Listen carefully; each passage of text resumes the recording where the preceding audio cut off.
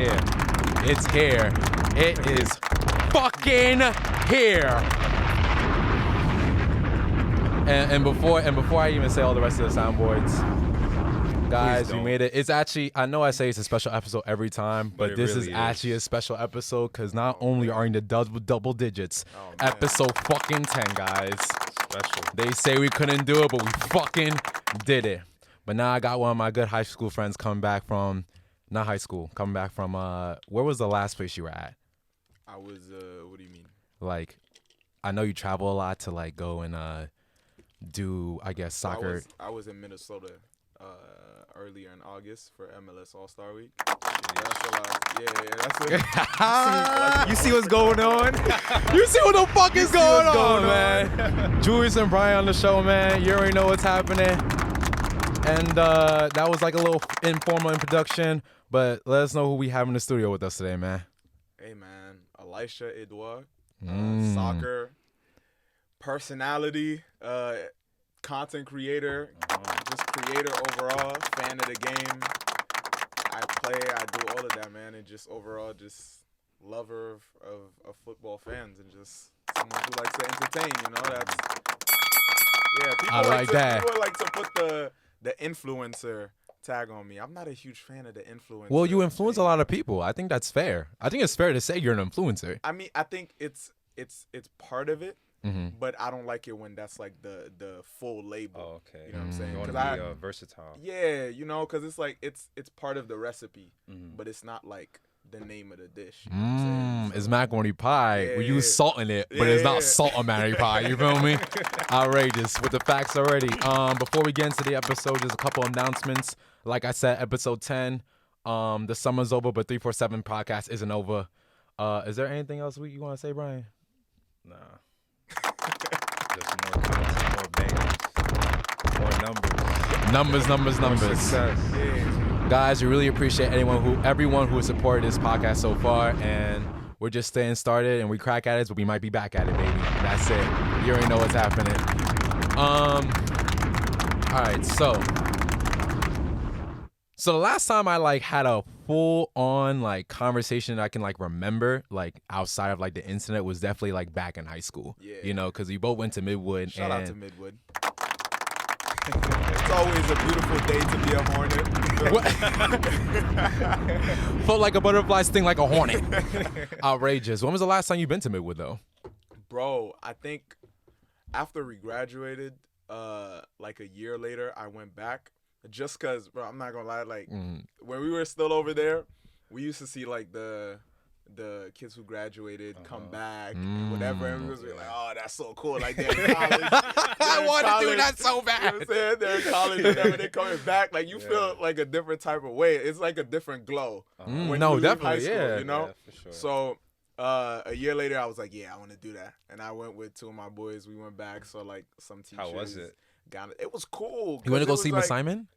Of course. Of course. Shout out Miss Simon. Man. It was, I had to go just tap in. It was cool.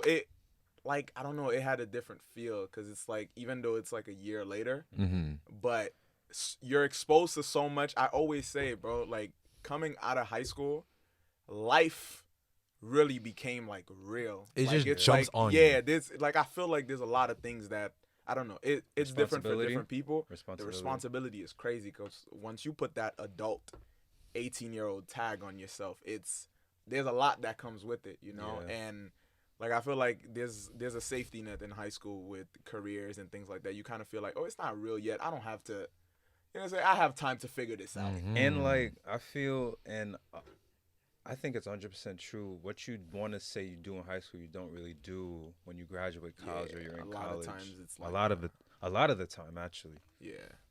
So it was like, it just felt like I came back as the same me, but a different me in a lot of ways. Like you have to just look at life in a different way. So when I see Midwood, even the halls, the people, everything, just I saw it from a different lens. Even after I love the sound even after just under a year, there was a lot of changes, you know. But it was cool just seeing teachers and you know what I'm saying, my old teammates and stuff like that who are still over there, younger guys. So what did you want to? So what did you say to yourself that you want to do in high school, bro? What you want to be? Not what I'm doing now. Not what you're doing now. And it's because you got it. Yeah, it's weird because my junior and senior year in Midwood, I started telling myself, because I used to have huge stage fright. Like, I could not, bro. I could not stand in front of a everybody. room. What do you mean by that? Bro, I could not stand in front of any crowd.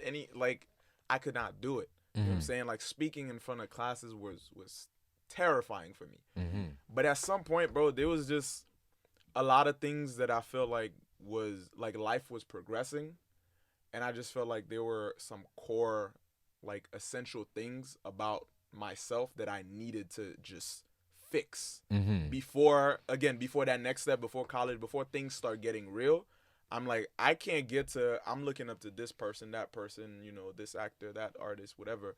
I'm like, yo, I can't be in those spaces unless certain things are like changed. Like, immediately I need to start working on that. Yeah, I agree with you, because I feel like if something is blocking your blessings, I think you have to change it automatically, because if you didn't get over that stage fright, you wouldn't be doing what you're doing right now. And that's a big step. Yo, we gotta give it's not even negotiable. It's just like, once you realize that, it's like kicking if it's right blocking now. your bread, like, you have to change it. So I like that line, blocking your bread. Don't block your bread, guys. Don't block your bread. Don't block your bread. Butter your bread. Don't block it. Butter your bread. Don't block it.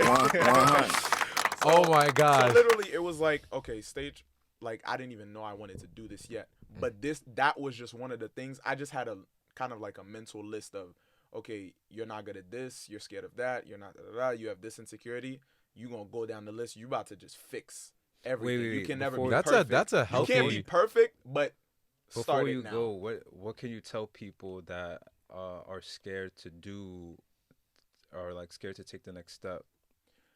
I would say, first of all, this is 100% true, and I live by this. The best things in life are on the other side of fear.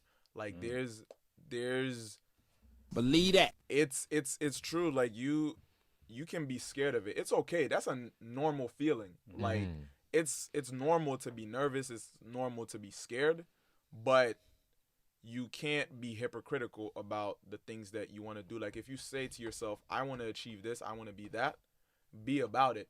And part of that is, you know, jumping over that fence, is, you know, taking that leap. And that leap is scary. Putting that work is scary. The journey, it's tiring. It takes it's taxing.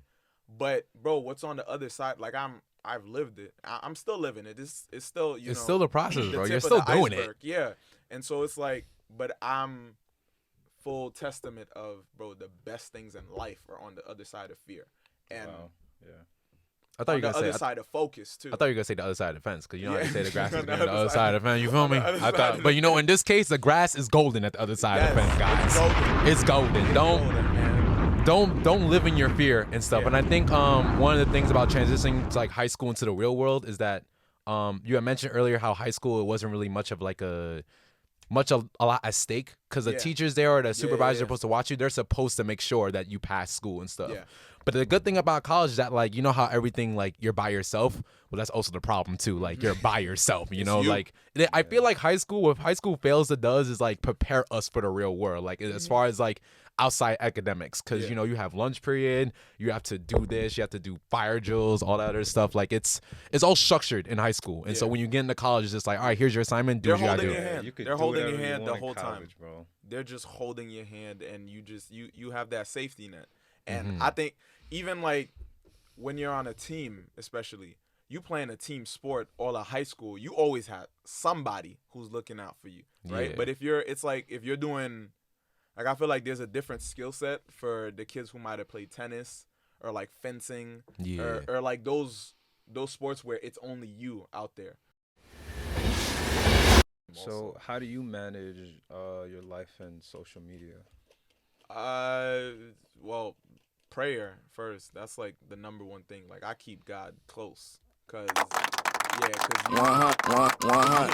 can't believe that. You can't just, like, it's even not even just being on social media. Just with life overall. I just feel like you have to you have to hang on to the things that are intangible, because those are things that nobody could take away from you. You know, it's like somebody could take away your money, could take away it, like they could delete, you know, whatever they want to delete. Like they could do. I'm not gonna speak nothing into the universe so that don't happen. You know what I'm saying? But don't want that now.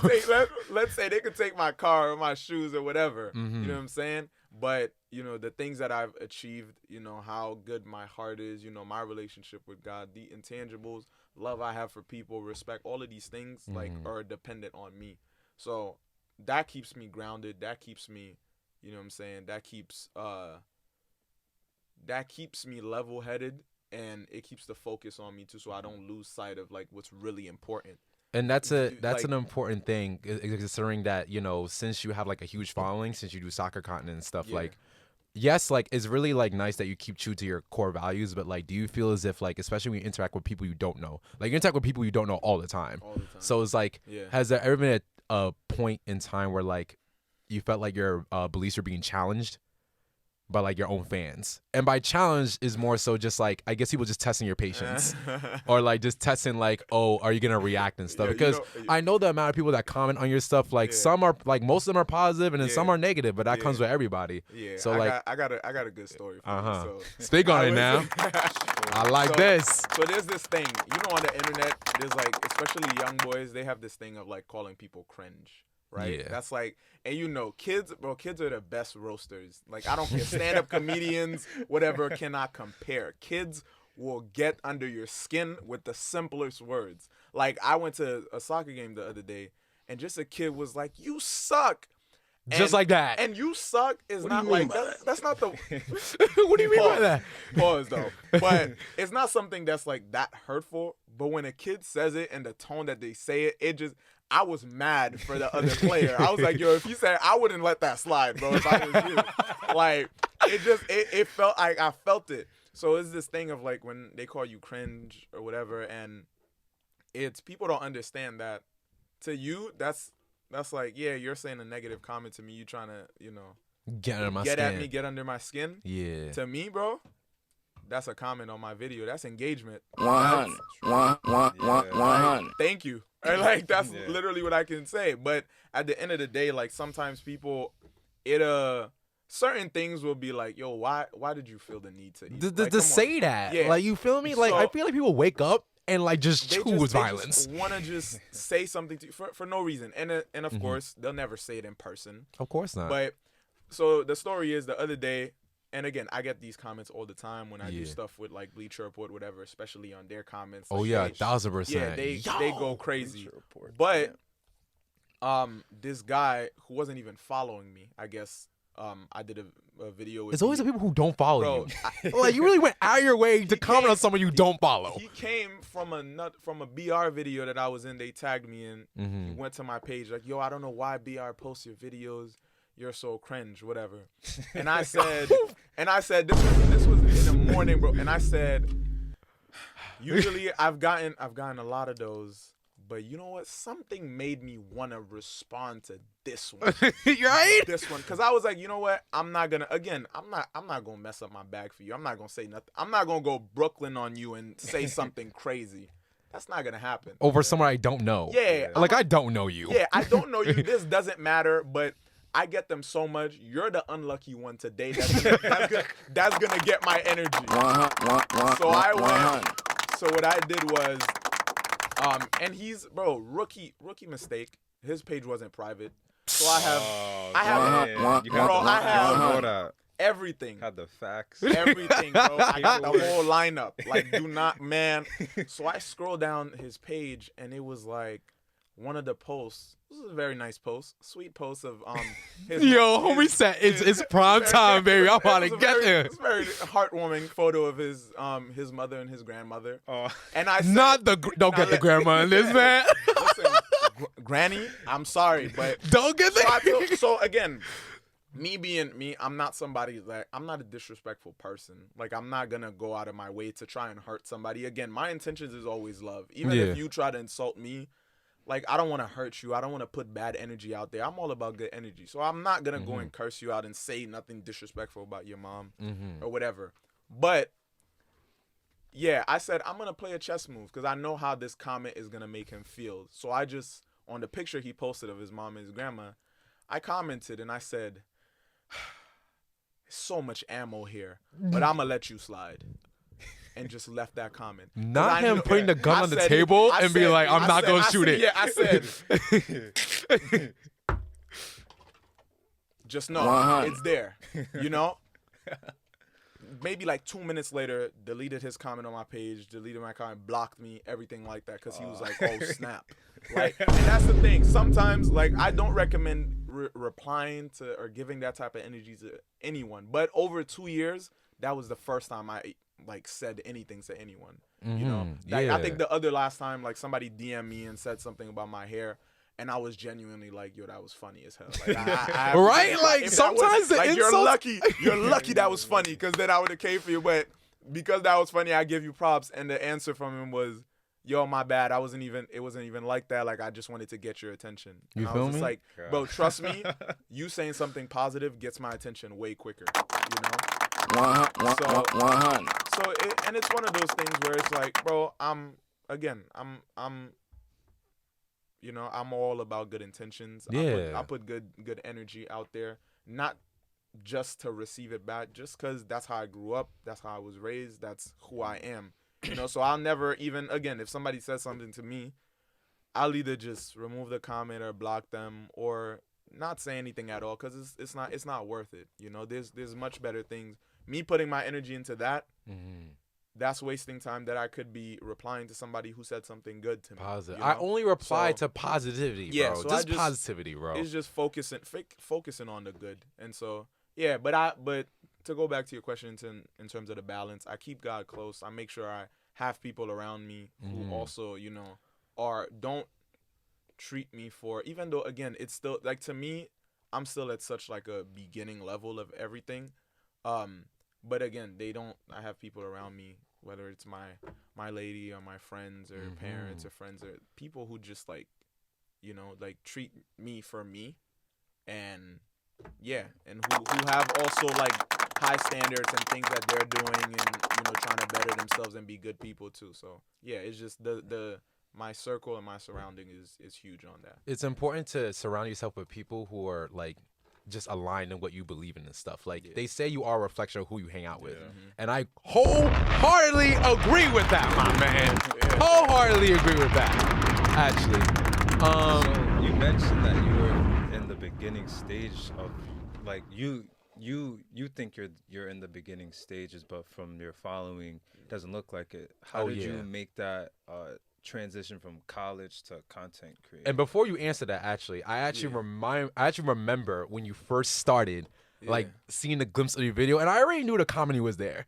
I knew the comedy was there since high school. I knew the comedy was there. So I'm like, bro, okay. Can I just say, bro, having class with this dude, bro, English class, I know people are going crazy over this name, but our English teacher, Miss Cox, shout out to Miss Cox, bro. I know y'all was going crazy with that. Yo, we were having fun with that, bro. Wait a minute. What do you mean by that? 100. Whoa. Nah, but it was so fun, bro. I remember one project we had together. It was with me, you, there was an Indian kid, I think, with us. I forgot his name. It started with an R. Yeah. I don't remember his name. I don't remember his name either. And there was one other person, and we used to sit right in front of Miss Cox too. Yeah. So, like, we couldn't, like, fuck around like the other people in the back. And then I remember one day we had to do the project, and you had came late that morning, and so I had a class before. We had our English class. So he was like, "Yo, bro, like, I just need the email so I can just edit this stuff." So I remember they were the only person I ever gave my email password to, actually. Now that I'm thinking about it, I'm like, yo, I never gave my email password to anybody but my man Elijah, man. But it was fun to. I don't remember. Did you have Mr. Adams with me as well? Oh, I don't think so. Not with you. No, you had Mr. Sharp. I had Mr. Sharp. Yeah, Mr. Sharp. Mr. Sharp. He was Haitian, right? You I never had Mr. Sharp, bro. Some names right now that I haven't thought of in years, bro. But no, high school with him class was super fun, bro. But it was in college. I came to a point where literally, I went to Hunter College, and then ended up transferring to Baruch.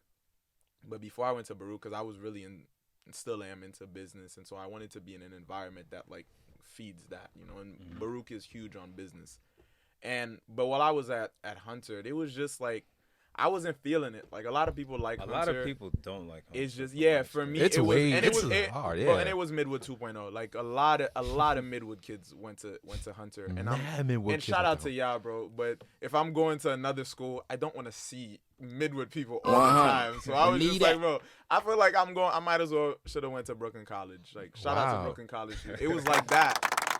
So, and I was like, and these are all good schools. It just, for me, like, I don't know, like the energy wasn't right. And once you don't feel like the energy is right. So what were you looking for? I was looking to feel inspired. And I feel like I was going to school and I was searching that, like, inspiration, feeling like I'm working towards a purpose. And the classes I was taking, the people I were, like, my classmates and things like nobody, there was nothing that made me feel like, yo, I'm working towards something great. You were just existing. I was just existing. I was just taking classes. Yeah, and that's just not, like, I don't like feeling like that. I like feeling like I'm working towards something that's bigger and that I feel is bigger. It doesn't have to be big to anybody else. If I feel like this is great, something that gives me purpose, I wanted to look for something that gave me more of a purpose, you know. If you like it, I love it. Yeah, there's I like what Drake likes. You feel what I'm saying to you?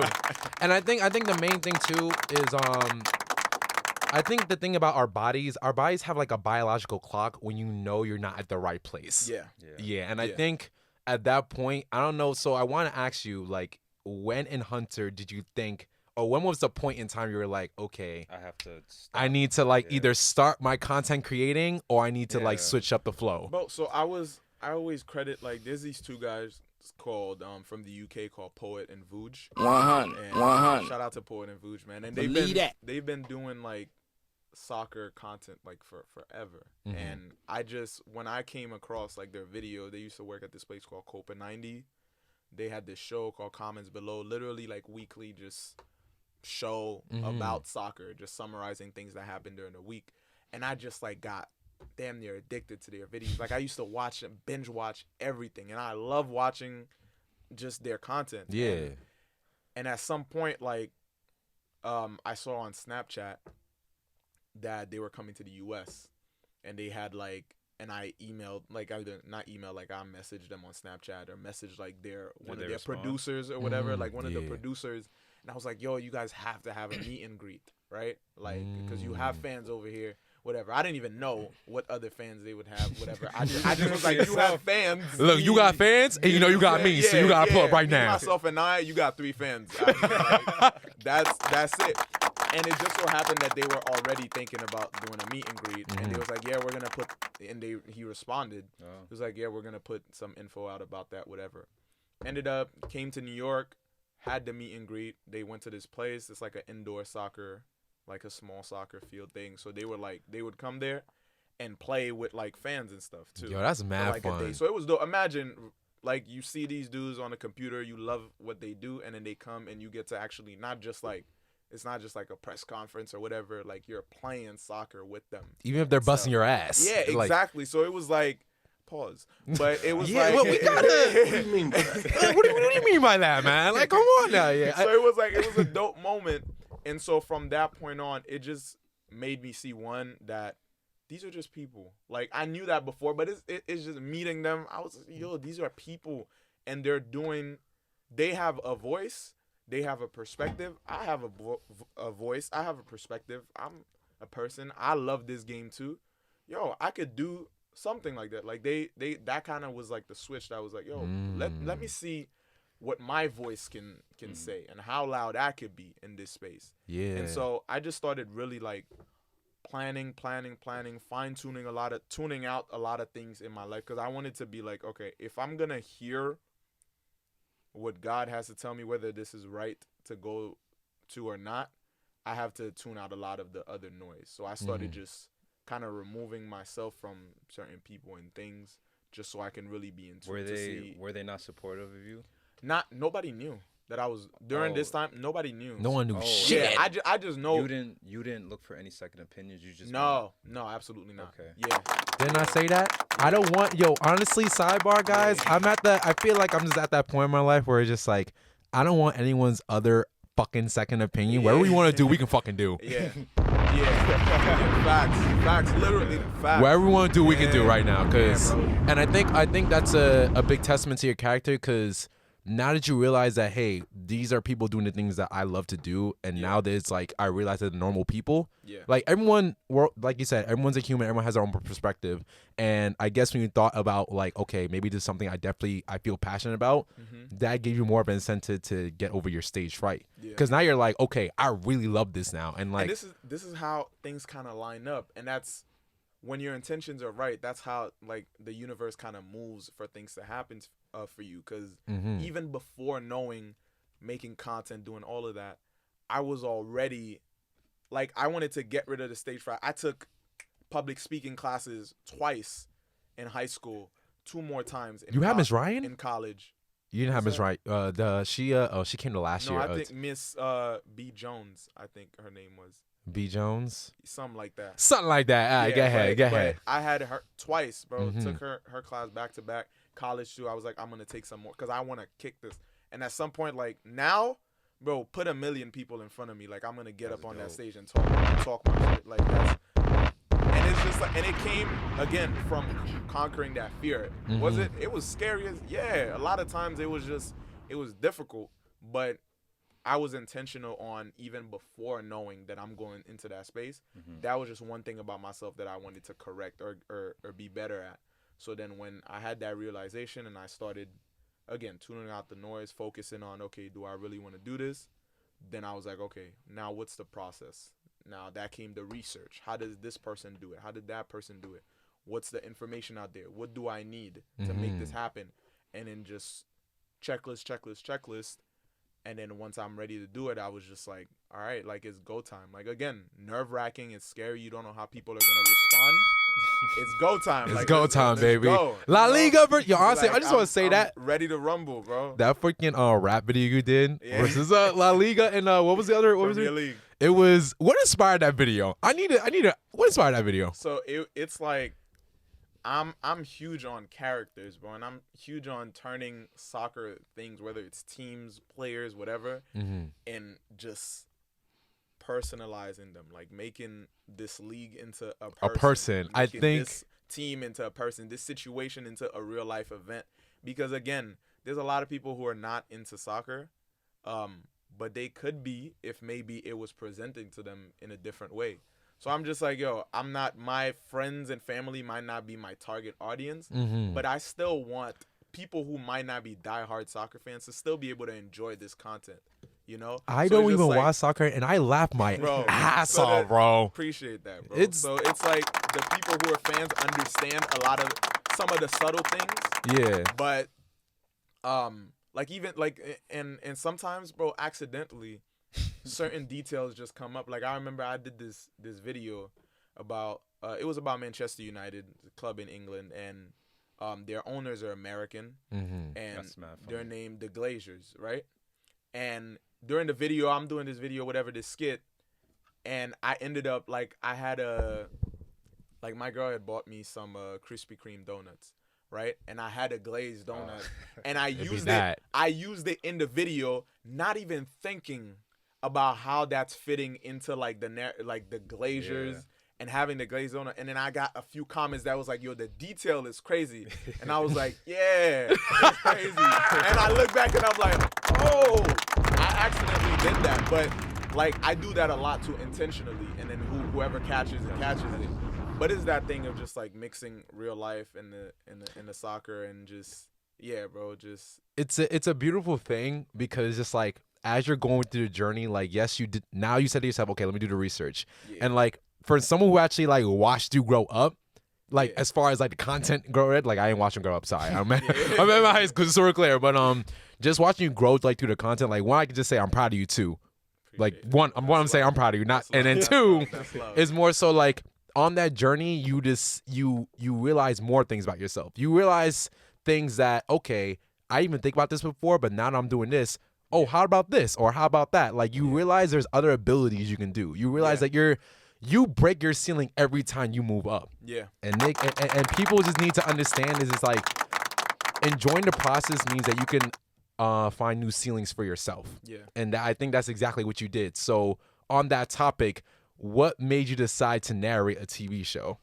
Because at first it was just like content creator. Yeah. And then it was just like, all right, well. So another thing is how it got to that was well, shout out to BR football too. 100.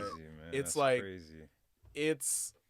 I was adamant also when I was starting that journey of okay, I want to do soccer content, that I don't just want to do it like I don't just want to do one type.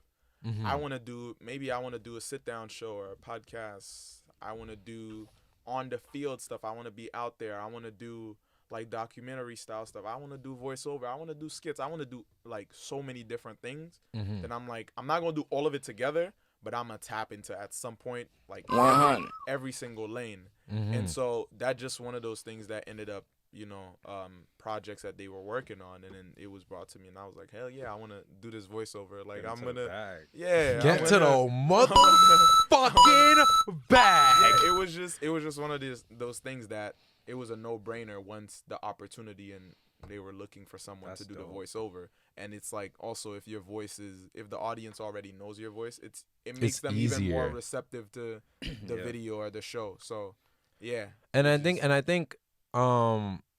it's actually really good that you bring, well, not only like you appease to the soccer fans who are already like diehard soccer fans, but like you said before, you're bringing in people who are not familiar with the sport. So like, I don't know soccer very well, but like after watching your videos, I can say I know a thing or two a little bit. At least, even if it's just two teams, I just know. But it's still like, and that's why even though you don't want to be labeled as an influencer, like I still think like you still influence me to get more into this. Yeah.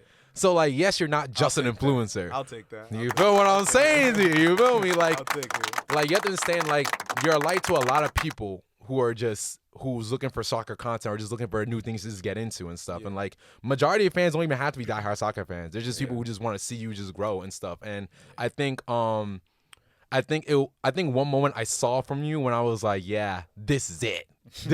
He's onto something. You had done an interview with one of the players. Yeah. On which team it was? Which team? You had I forgot what it was. I'm not gonna lie. I can't pronounce his name, but I think you had like a questionnaire you did with somebody. Yeah. One of the soccer players, like if you know this or if you know that. Yeah. We have a series called You Know Ball. For VR. It's just VR. Yeah, literally just asking players about like certain moments. Whether it's like we did one with a goalkeeper. It was like a really big save that he had. And just like asking them 10 questions about it to see how well they remember it. Certain players would do it for a goal or, different stuff like that. So, yeah, we started that last year. Yeah, later 2021. And just, working with players too is like. That's crazy. It's crazy. Like, can you imagine if I did like a sit down with like John Morant? Oh, my God. Goodness gracious. Well, speak it. Yeah, honestly, like. You're going one day. You're going to look back at this exact thing and you're going to clip it. Imagine, that's going to be the intro right there. Imagine if I did a sit down with John Morant. Cue the intro, John Morant sitting right there. You know what I'm saying? Do the giddy when we're getting here.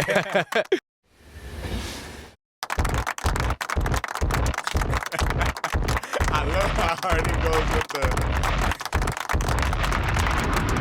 Guys. 100. You know what I like about soundboards? Soundboards give me a sense of identity. Like sometimes I'm not as funny as I want to sound like, but that's what the soundboard is for. 100. You feel me? But it was an eventful episode. That's it. And I think the main thing we want to get out of this podcast is just to show a different side of like the people who like do follow you and be like, hey, look, he's still human too. Like, we still get up. We still brush our teeth. I still be in the club. We still drinking my shit, man. Come on, man. You already know what the fuck is going on. That's it, man. But, Elijah, I really do appreciate you coming on the show, man. No, I appreciate it. Likewise, man. And I think, like, before I even go, I want to say, too, that this is dope, like what you guys have going on. And I definitely believe that. I'm rooting for it. I'm rooting for y'all. I'm rooting for more success. You know what I'm saying? More for this to just advance and for you to take it to beyond where you can even imagine right now. And to the people watching, also, I like leaving people with, just a piece of advice. Just take as much as you've learned from me right now as a sign to that thing that you've been wanting to do, or maybe even if you don't have a thing that you want to do, kind of zone out, take some time to yourself to focus so the universe can speak to you, so you can hear clearly what you're meant to do. 100. Focus on it, tune out the noise, and go for it. Because the sky is just a pit stop. It's not even the limit. Like, there's so